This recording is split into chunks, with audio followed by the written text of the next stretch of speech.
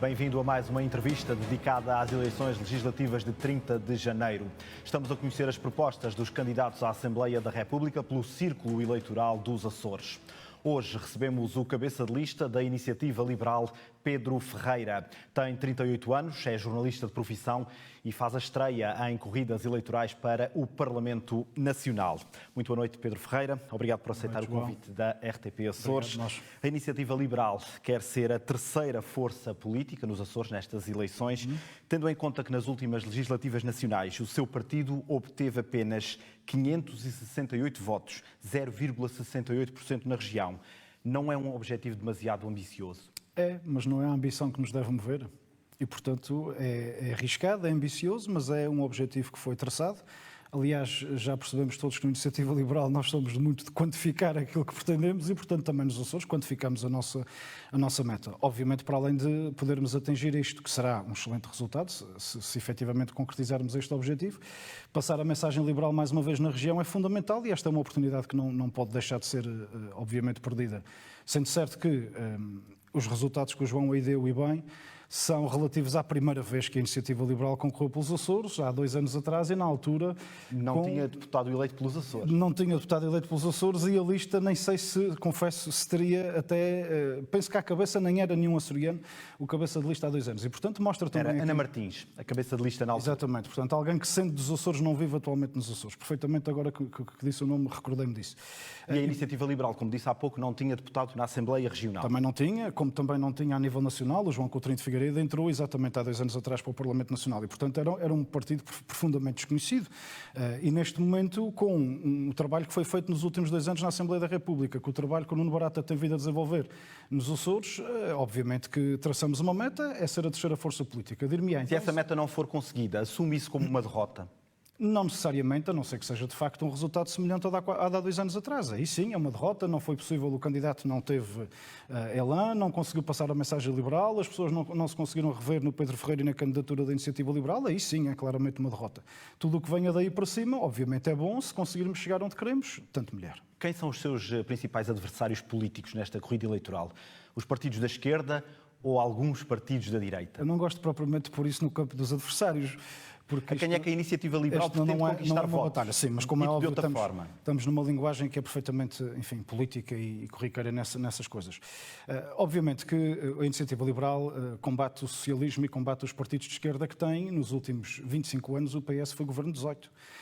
E Portugal está no estado em que está, de estagnação, quase até de recessão, apesar do seu primeiro-ministro, enfim, ter umas estatísticas diferentes daquelas que todos os outros têm, mas Portugal está num estado que não pode continuar, não é? Nós continuamos a aumentar a dívida, nós continuamos a aumentar a carga fiscal, nós continuamos a ver os nossos talentos e os nossos jovens, a geração mais qualificada de sempre a sair e a não voltar, nem para os Açores, nem sequer a quererem ficar em Portugal, estão a ir embora para o resto da Europa e para outros cantos do mundo, e portanto isso prova que há qualquer coisa que está mal, e está mal, são 18 de 25 anos de socialismo e nos últimos de geringonça, e portanto é preciso acabar com as políticas de esquerda, é preciso focar-nos no crescimento económico, é preciso introduzirmos inovação na política, porque em bom rigor também é preciso vermos uma coisa, o PSD também tem perdido muita da sua capacidade de inovação, felizmente parece que agora com Rui Rio as coisas, enfim, estão ligeiramente melhores, mas mesmo assim há ali matérias em que o líder do PSD também não consegue sair da política de há 20 anos atrás e já não podemos fazer política da mesma maneira.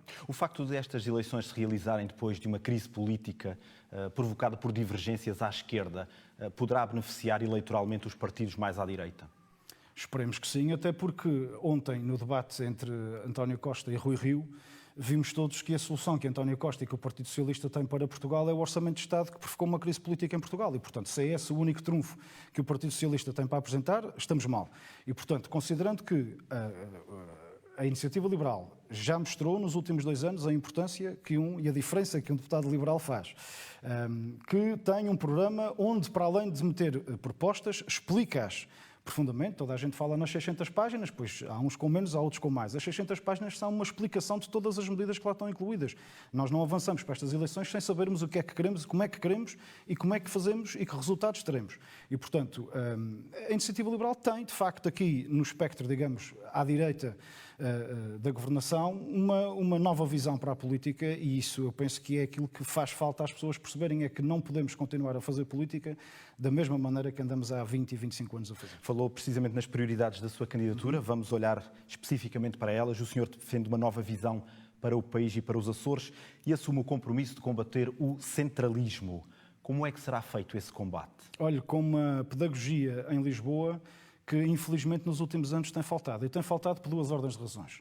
O regime autonómico tem obviamente as suas virtudes, todas, aliás, hoje os Açores são o que são, apesar dos maus indicadores sociais, mas muito melhores do que eram, obviamente, no pós-25 de Abril.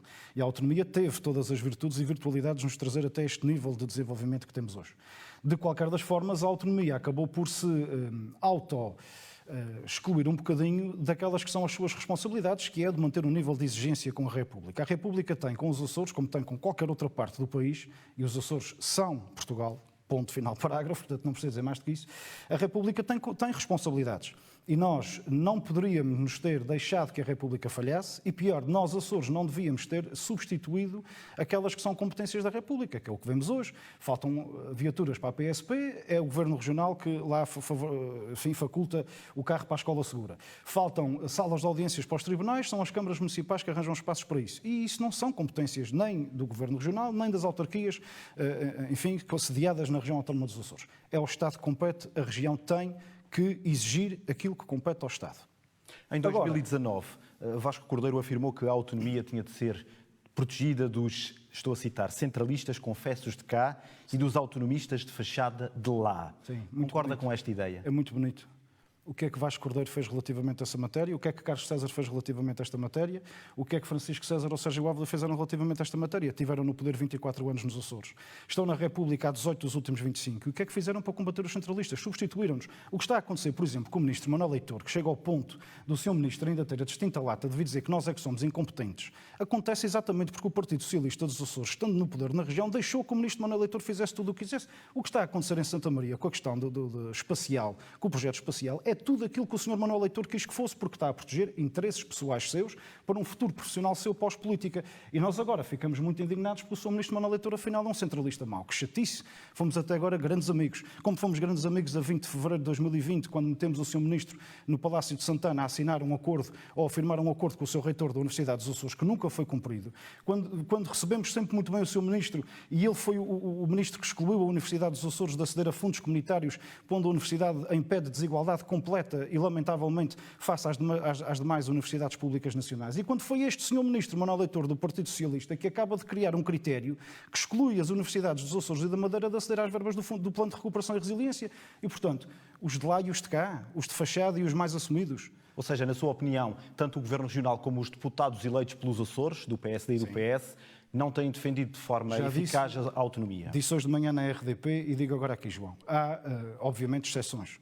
No passado recente, eu saliento os deputados António Ventura e Lara Martinho como duas pessoas que fizeram um papel de pedagogia, que fizeram um papel de afirmação e de defesa dos Açores na Assembleia da República. Infelizmente, a Lara Martinho foi a única que o Partido Socialista não quis que continuasse na lista. O António Ventura seguiu outros caminhos, está fazendo o percurso agora no Governo Regional. E, portanto, o que nós temos visto é isso. Ainda ontem à noite vimos a apresentação da candidatura da Aliança Democrática, também o deputado Paulo Muniz falar nos centralistas, nos papões, nos fantasmas centralistas. Mas então o Sr. deputado Paulo Muniz é deputado há 2 anos, fez o quê na Assembleia da República contra os centralistas? Fez o quê pedagogicamente junto das instituições e dos partidos políticos a nível nacional para mostrar as virtualidades e as potencialidades da autonomia? Os Açores dão mais a Portugal que aquilo que Portugal dá aos Açores. E, portanto, nós estamos reféns de uma leizinha de finanças regionais, como foi possível na altura negociar. E não fazemos ver a Lisboa que há um controle de tráfego aéreo em Portugal que dá milhões de euros a Portugal porque existem os Açores e porque existe Santa Maria. Que Portugal tem uma relação privilegiada com os Estados Unidos da América porque existe uma base das Lajes e porque existe um arquipélago dos Açores a meio do Atlântico. Que Portugal tem a maior zona económica exclusiva da Europa porque existe um arquipélago chamado Açores no meio do Atlântico. Que Portugal tem um potencial extraordinário ao nível da exploração espacial porque existe aqui no meio do Atlântico um arquipélago chamado Açores. Mas muitas vezes o reconhecimento da importância geoestratégica dos Açores até é feita, esse reconhecimento. É feita. Depois não há, é o passo adiante. Mas é feita, toda a vida foi feita, não é? Nas flores. Isso é uma ideia mais ou menos consensual a todas as forças políticas. Mas todos os Açores são importantes do ponto de vista geoestratégico. Todos os outros deram mais valor aos Açores do que nós próprios. Nos anos 70, nas flores, nasciam-se quando lá estavam os franceses a fazer rastreio.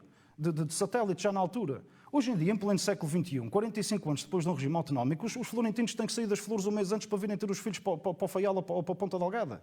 Portanto, o que é que estamos aqui a fazer? Os americanos reconheceram, nos últimos 50 anos, reconheceram o potencial geoestratégico dos Açores, os ingleses. Só nós é que não sabemos o que é que queremos com isso. E se for eleito para a Assembleia da República, vai levantar a sua voz em defesa da autonomia. Mas como é óbvio, porque é preciso fazer ver em Lisboa que os Açores, de facto, dão mais a Portugal que aquilo que Portugal dá aos Açores. Sendo certo, e nem gosto de dizer isso assim, porque nós somos um todo. Os Açores são Portugal e não há que fazer sequer essa distinção. Mas enquanto, enfim, região, não é? Enquanto distrito, digamos assim, na ótica continental da coisa. E, portanto, as pessoas têm que perceber, os partidos políticos em Lisboa, há centralistas, obviamente, em todos os lados, como também há autonomistas de fachada, obviamente, em todos os lados. Agora, isto combate-se por dentro. E se um deputado vai para a Assembleia da República, eu não posso limitar a chegar lá e a dizer que sim à disciplina de voto. Isto tem que ficar assente. Aliás, eu estou nesta candidatura como independente e quando falei com os dirigentes do Iniciativa Liberal nos Açores, o que disse foi isso. Eu tenho limites dos Açores acima dos interesses vermelhas, como se diz agora. E o que me disseram foi, não há linhas vermelhas, nós estamos aqui para defender os Açores e para fazer passar a mensagem liberal. Eu disse, ok, neste pressuposto, o Pedro Ferreira está disponível. Eu não estou disponível para ir a um debate, uma entrevista, a um sítio qualquer, defender aquilo que é o ponto de vista da Iniciativa Liberal e sair e vocês me dizerem assim, se calhar não devias ter dito isso dessa maneira. Então, se é para isso, arranjam outro. E eu não estou nesta candidatura com este objetivo. Para a Iniciativa Liberal, o aprofundamento da autonomia passa por uma revisão constitucional, uma revisão da Lei das Finanças Regionais e uma revisão da Lei Eleitoral para a Assembleia da República. Vamos por partes. No que diz respeito à revisão da Constituição, o senhor diz que é preciso acabar com o pendor estatista e socialista. O que é que isso significa na prática? Significa que a Constituição de 74 mantém-se ainda hoje em vigor muitas das coisas que, enfim, naquela altura, a esquerda conseguiu inscrever em letra de lei fundamental. E Portugal não tem que ser o que está escrito na Constituição. Nós já evoluímos, nós já temos quase meio século de vivência democrática. E a Constituição... Que aspectos em concreto é que estão desatualizados na sua ótica? Estão desatualizados muito, quer dizer, como é que uma Constituição é que nos diz que o Estado tem que ser laico e que o Estado tem que ser socialista, mas então onde é que está a liberdade individual de cada um, a liberdade política de cada um? Mas é uma lei fundamental que me diz, mas este é o problema de Portugal e tem sido o problema de Portugal, o Estado está em tudo, inclusivamente nas liberdades individuais de cada um. Não é? E, portanto, estas coisas que estão a mais na Constituição têm que deixar de estar na Constituição, não fazem lá falta. O que é que tem que estar na Constituição no nosso entender? Por exemplo, olha, um limite à dívida pública, um limite ao nível de endividamento do país, um limite até à carga fiscal que se impõe às pessoas e às empresas, porque tem que se pôr um travão, seja a que governo for, relativamente a estes desatinos que são feitos de tapar buracos na TAP e de tapar buracos nos bancos falidos e de tapar buracos e depois de vir taxar o povo e de vir taxar os empresários. Mas isto é que não pode acontecer. Obviamente, dentro da Constituição tem que haver depois toda a vertente, desculpa João, do aprofundamento da autonomia, como é óbvio, sendo certo, e já disse hoje de manhã, volto a dizer, que o trabalho que foi feito de revisão do Estatuto Político-Administrativo em 2007 e 2008 foi um trabalho muito bom. Obviamente, passou mais de uma década. É preciso fazer os acertos que efetivamente... Não. Agora, em mais de uma década, com deputados do PS e do PSD eleitos à Assembleia da República, com o PS e o PSD em todas as campanhas a abrir a boca a dizer que era preciso abrir o processo de revisão constitucional, nunca se fez nada. E nós nem sequer conseguimos pôr num papel, numa letra de lei, gestão partilhada do Mar dos Açores. Mas no atual falhou aqui qualquer coisa, não é? No atual contexto político, acredita que é possível haver uma convergência de 2/3 da Assembleia da República para essa revisão constitucional? Tem que haver convergência. Seja na Assembleia da República, seja no Parlamento dos Açores, seja em que for, os políticos são eleitos pelo povo para representar o povo. Têm os seus programas, têm as suas ideologias, mas há necessidade urgente de... muito até em particular na região autónoma dos Açores, mas também a nível nacional, de serem feitos pactos de regime, se quisermos pôr as coisas nesta linguagem. Temos que olhar para a frente, mas para a frente não é para os próximos 4 anos onde vai haver eleições outra vez. É para as próximas 2, 3 décadas. Temos que olhar no longo prazo e definir o que é que nós queremos nas políticas de educação, nas políticas de justiça, nas reformas necessárias no Serviço Nacional e no Serviço Regional de Saúde. Estas reformas têm que ser feitas e, desculpem lá, se os políticos são eleitos atualmente não têm capacidade de se entenderem uns com os outros, então não estão lá a fazer nada, porque não estão a servir convenientemente o povo. E o que é preciso é que nós consigamos estar nos sítios certos, que determinam aquilo que é o normal funcionamento de uma sociedade democrática e de direito, e que as pessoas consigam ter tudo o que precisam para ter a sua liberdade, para poderem viver, para poderem crescer, para poderem gerar riqueza e criar emprego, para poderem pôr uma sociedade a funcionar sem afastar os melhores, sem alimentar uma pobreza, quer dizer, que é o que eu acho imensa graça. Nós agora em vésperas de eleições, é possível, o Partido Socialista faz a campanha nos Açores a prometer baixar o IRS, a prometer baixar o IRC, a dar mais um complemento para o abono de família, a dar mais mais um complemento para as criancinhas. Isto é tudo à tripa forra. E então, e depois? Vamos taxar em quê? Quais são os impostos que nos vão aumentar? Não podemos Já vamos falar na questão fiscal. Desculpa. Gostava de tocar primeiro no assunto da revisão da lei das finanças das regiões autónomas. Que alterações é que a Iniciativa Liberal defende neste aspecto em concreto? Sob esse ponto de vista em particular, lá está. Aquela discussão da pedagogia da autonomia, nesta matéria em particular, para nós, a Iniciativa Liberal, é fundamental. Ou seja, nós não podemos partir de um pressuposto numa revisão de uma lei de finanças regionais, que é a lei que define o relacionamento financeiro entre o Estado e a região. Nós não podemos partir do pressuposto de que nós aceitamos aquilo que o Estado tiver para nos dar. Porque o Estado tem cada vez menos para nos dar, como nós já percebemos.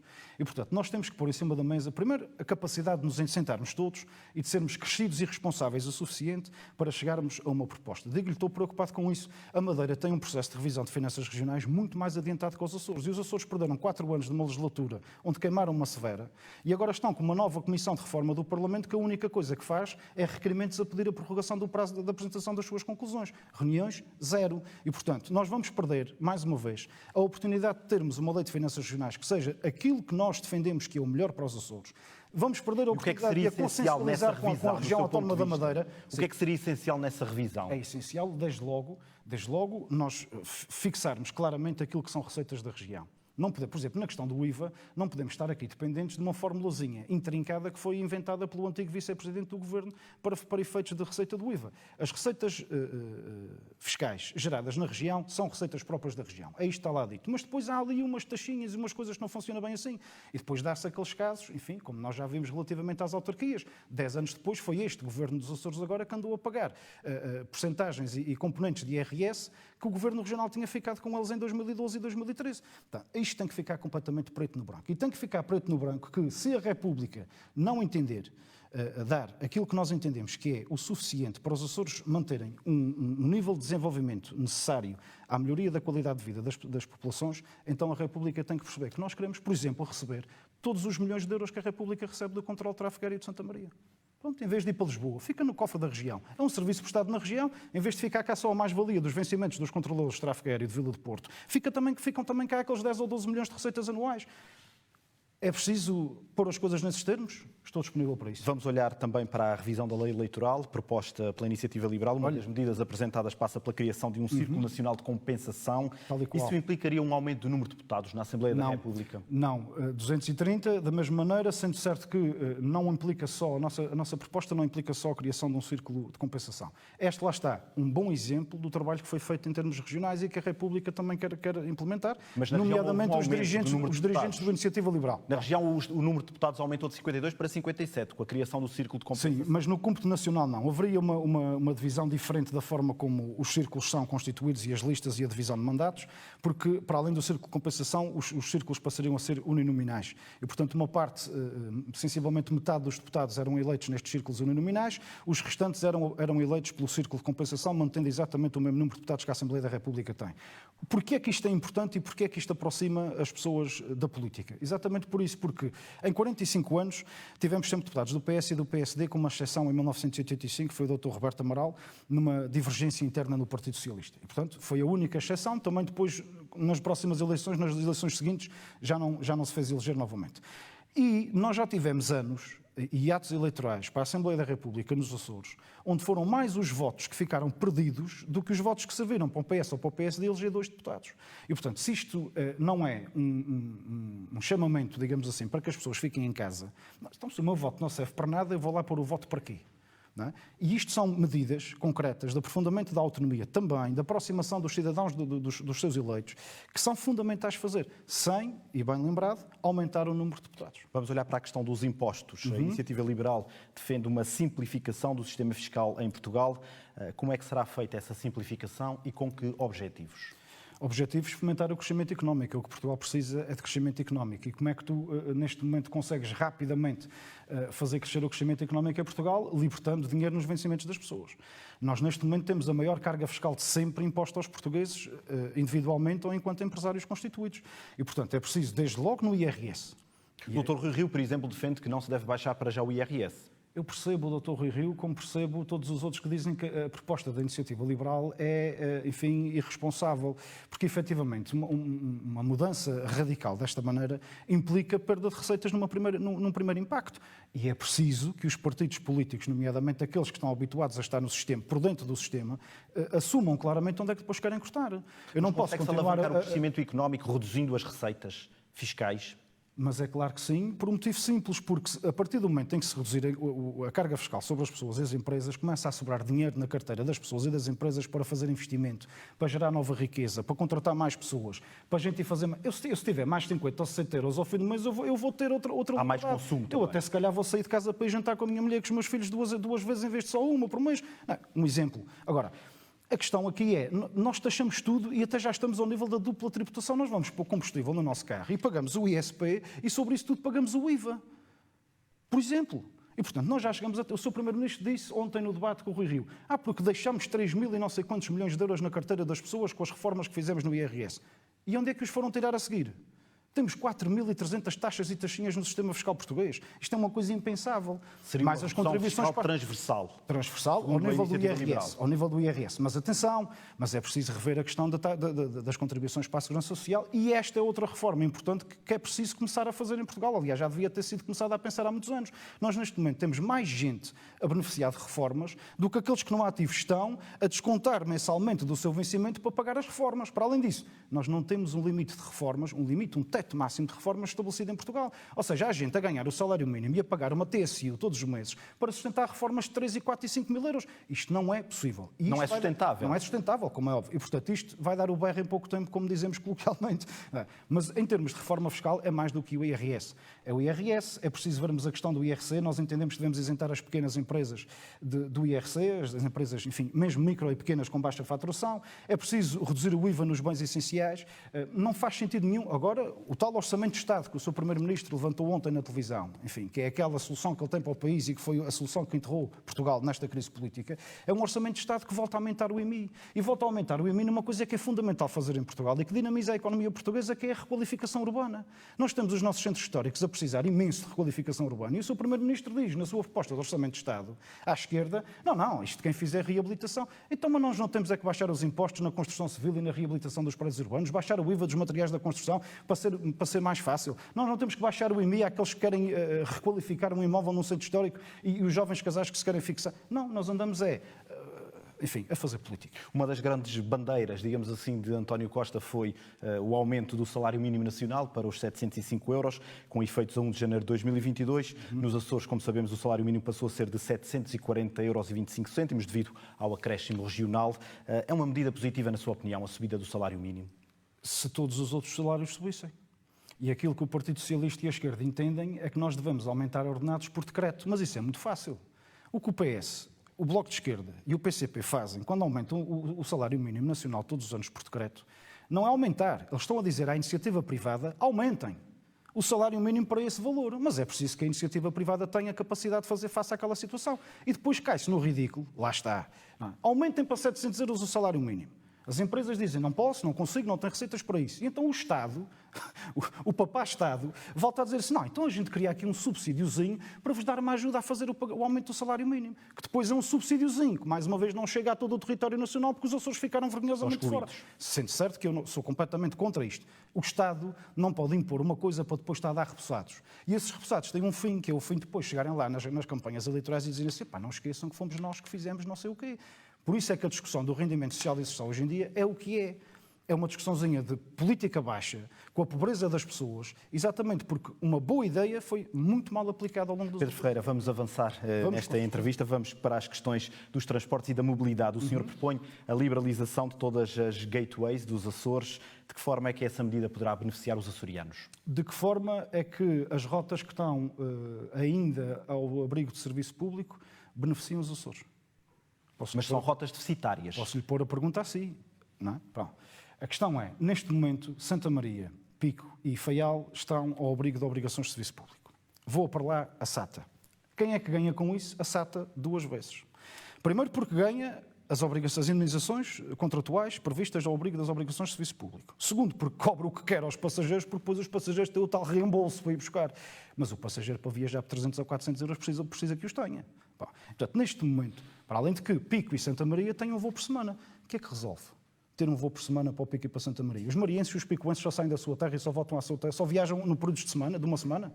E, portanto, liberalize. Poderá passar por uma revisão das obrigações de serviço público e não tanto por uma liberalização? Tem que passar claramente, porque é assim. Porquê é que não vem nenhuma companhia low cost ou outra companhia qualquer voar, por exemplo, para o Pico? O Pico tem um potencial extraordinário sob esse ponto de vista. Mas o Presidente da SATA já disse que, por exemplo, a rota do Pico, a rota do Faial e a rota de Santa Maria são rotas deficitárias. Será que é fácil atrair outras companhias? Não há nenhum trabalho sério de prospecção, de captação, de fluxos, de massas turísticas, de rotas para essas ilhas. Okay? Não há nenhuma promoção feita concretamente relativamente a estas ilhas. E depois é assim. São rotas que poderão ser rentáveis. Há um interesse, claro. Como é óbvio, eu para ter uma vez por semana um voo para o Pico ou para Santa Maria, então liberalizo e tem lá a Ryanair ou a EasyJet ou outra qualquer a voar a 9,99€. E não tem uma SATA que recebe do Estado, dos nossos impostos, e depois ainda me cobra 400 euros por uma passagem, às vezes só de ida. Outro dia voltei na SATA de Lisboa para a Terceira e paguei 400 euros a vinda. Mas paguei 39 euros para ir na Ryanair na sexta-feira. Então, aliás, a Terceira é um belíssimo exemplo disso. 2015, não, porque a Terceira ia deixar de ter voos, não é? Com a liberalização do espaço aéreo. Está lá a Ryanair, vai-me dizer assim, mas está com subsídio. Subsídio que não é um subsídio, mas para as pessoas nos perceberem. São os contratos de prospecção turística e de promoção turística da região, que são fundamentais. Atenção, ter o nome da Terceira, ou do Pico, ou o nome dos Açores, numa rede de vendas como tem a Ryanair, por exemplo, é extraordinário. É um belíssimo investimento. Mas que a Ryanair, para viajar, por exemplo, para o Pico, para o Faial, deveria também ter esses apoios. Como tem para viajar para a Ponta Delgada e como tem para viajar para a Terceira. Mas a gente acha o quê? Que a Ryanair vai para lá porque temos os olhos mais bonitos que os outros? A rota terá de ser rentável, naturalmente. A rota tem que ser rentável. Pergunto eu se, ainda agora, no princípio deste ano, a Ryanair andou aí com promoções de 4,99 para os Açores, para aqui, São Miguel e para a Terceira. Não é rentável? Bom, se não é rentável, eu acho que o irlandês está a ficar doido.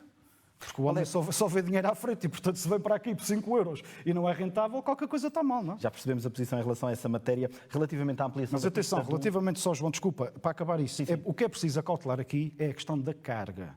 E já sob esse ponto de vista, a própria Terceira aí sim ficou ligeiramente prejudicada, porque, obviamente, nenhuma companhia de baixo custo, nem a própria TAP, neste momento, com a liberalização do espaço aéreo para os Açores, o que a TAP fez foi o que fez para o Funchal. A gente não se pode esquecer. Quando se liberalizaram as rotas para a Madeira, a TAP fez uma concorrência tão grande aos privados que para lá foram, que acabou por ficar com o monopólio da rota. E o que a TAP tentou fazer para aqui foi exatamente a mesma coisa. Portanto, a TAP neste momento funciona quase como uma low cost.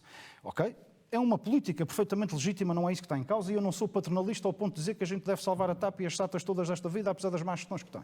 Agora, nós temos é que acautelar depois o transporte de carga. Este sim é fundamental, porque neste não há nenhuma companhia que queira ter lucro em passagens, em passageiros e que funcione em serviço de autocarro, que elas hoje em dia funcionam assim, e que depois tenham que ter não sei quantas toneladas de disponibilidade de carga, às vezes para trazer meia dúzia de caixas de uma coisa qualquer ou para levar meia dúzia de caixas depois. Não é? Enfim, força de expressão, como é óbvio, não me entendam mal, que eu não quero desvalorizar os nossos bons produtos e o trabalho árduo de quem produz para exportar o que a marca Açores tem de melhor. Gostava de ouvir também a sua posição em relação à ampliação da pista do aeroporto de Horta. Olha, é um investimento fundamental para a Ilha do Faial. Aí está. Como a política, infelizmente, às vezes interfere tão mal na vida das pessoas. As gateways do Pico e de Santa Maria foram criadas pelos governos do Sr. Carlos César nos Açores com intentos absolutamente e unicamente eleitoralistas. Agora são, enfim, mamarrachos que nós temos que sustentar. Mas pronto, ok, foi uma abertura a outras ilhas e a outras portas de entrada na região. Vejamos uma coisa. O aeroporto da Ilha do Faial é gerido por uma empresa que neste momento até é privada. Okay? Mas era uma empresa pública nacional.